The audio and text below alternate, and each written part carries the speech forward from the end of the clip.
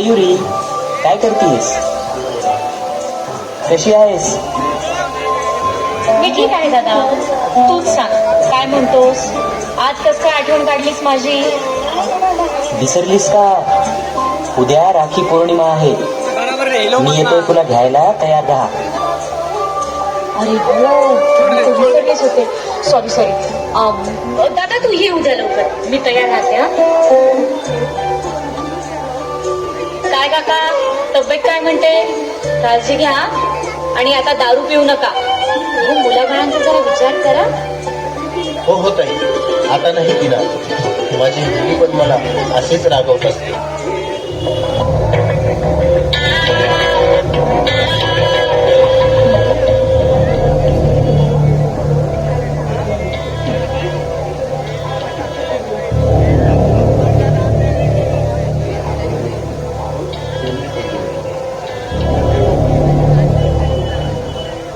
माझे आई वडील नसताना माझ्या दादानी मला शिकवलं, डॉक्टर बनवलं, सर्वांची सेवा करण्याची संधी दिली.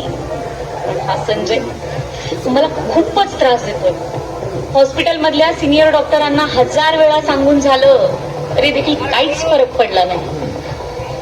आज दादाला कॉल केल्याशिवाय पर्याय नाही. हॅलो दादा, ऐक ना.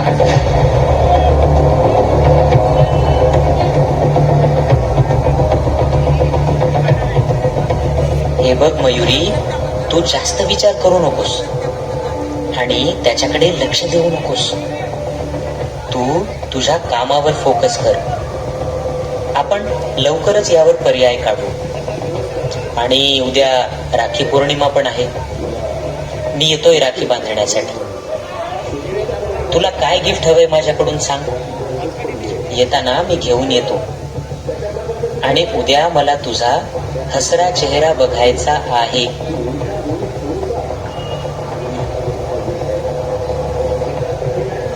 संजय भाऊ, तुम्ही काय करता इथे? सरका, मला बाहेर जाऊ द्या, नाहीतर मी आरडाओरडा करेल. सरका बाजूला. टप्पो, आई वाचवा.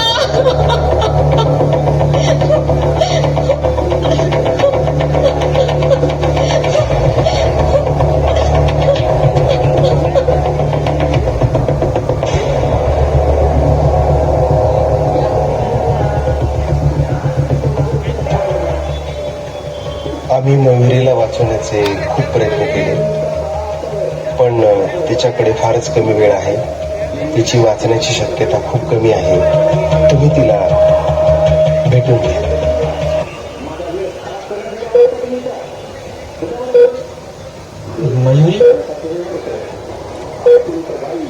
मयुरी, ए बाळा उठ. तुझा भाऊ आला आहे. आज तू मला राखी बांधणार होतीस. आज तुझ्या चेहऱ्यावर हसू बघायचं होतं.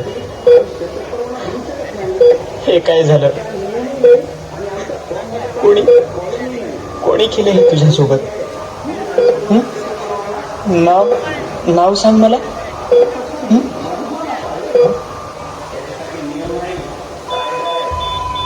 दादा, तो संजय होता.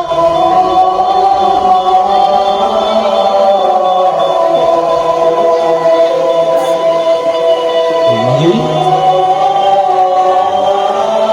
मी सोडणार नाही आता त्याला.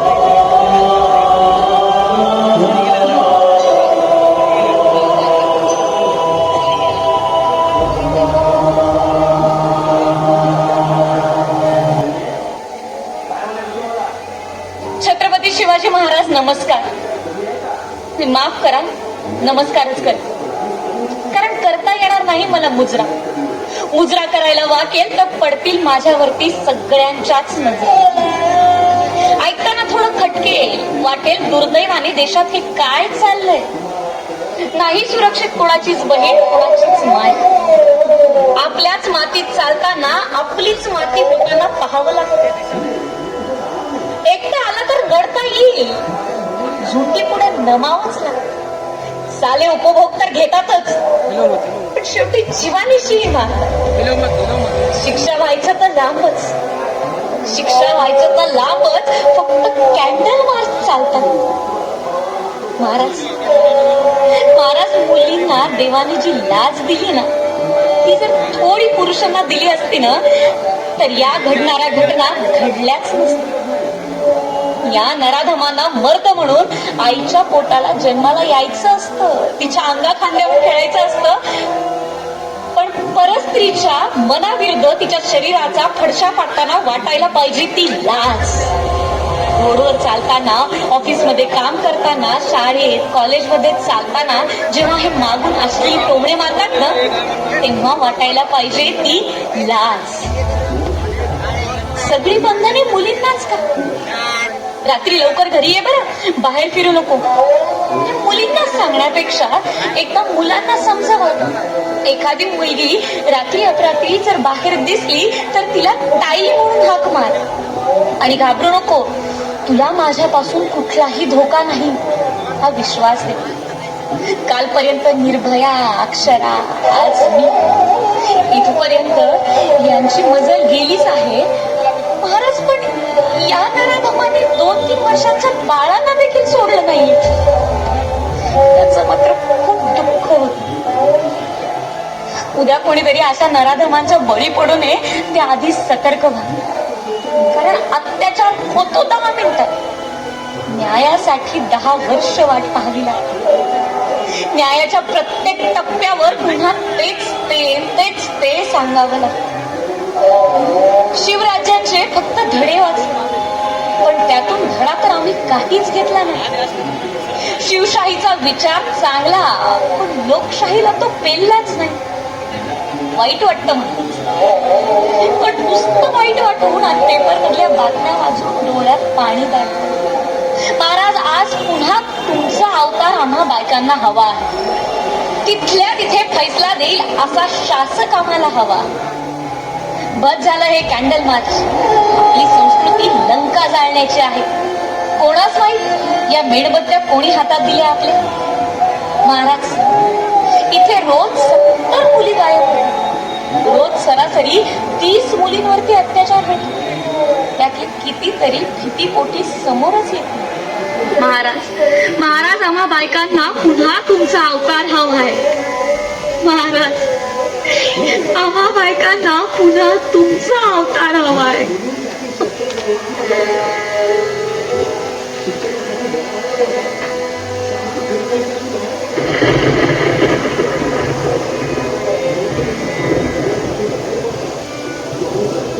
चौरंग करा या हरामखोराचा.